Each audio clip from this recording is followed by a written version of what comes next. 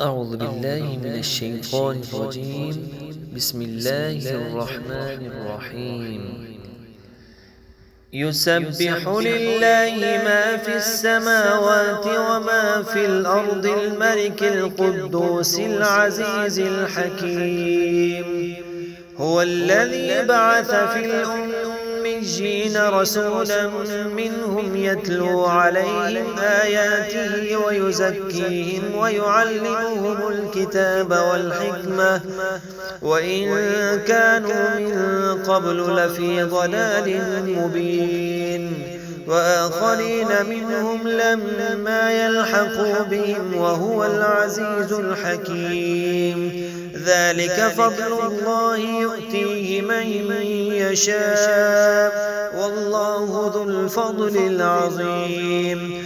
مثل الذين حملوا التوراة ثم لم يحملوها كمثل الحمار يحمل أسفارا بئس مثل القوم الذين كذبوا بآيات الله والله لا يهدي القوم الظالمين.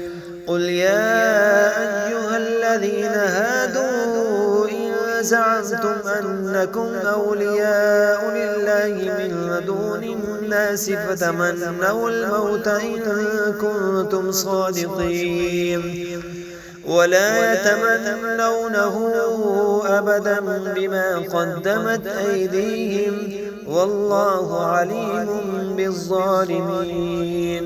قل إن الموت الذي تفرون منه فإنه ملاقيكم ثم تردون إلى عالم الغيب والشهادة فينبئكم بما كنتم تعملون.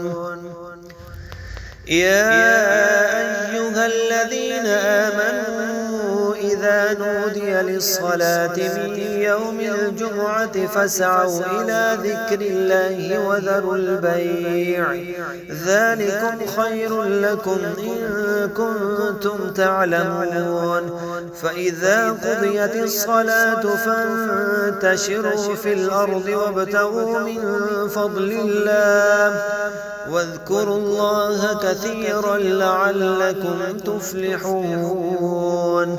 وإذا رأوا تجارة أو لهوا انفضوا إليها وتركوك قائما قل ما عند الله خير من اللهو ومن التجارة والله خير الرازقين.